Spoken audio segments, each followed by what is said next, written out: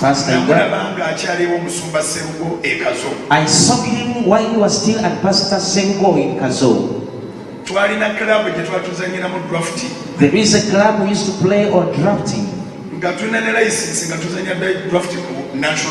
We had even the license up to the national level. But it wasn't business. Draft wasn't business.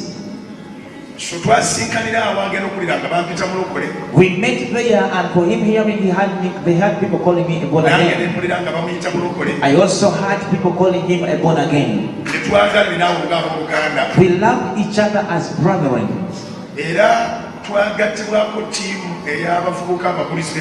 And there a team of the evangelists joined us. Gerard Mokuye and UCC, Pastor Senkuma, John Patrick Masiko. We were a large group of evangelism. We could separate and go into the gospel. And in that team which could preach the gospel,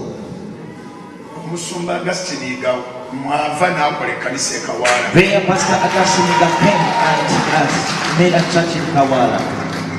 So I've gotten an opportunity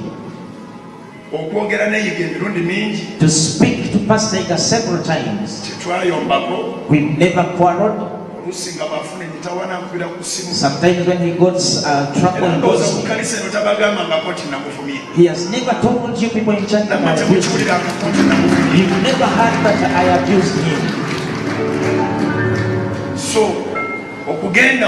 he's going. Shock. It is a shock.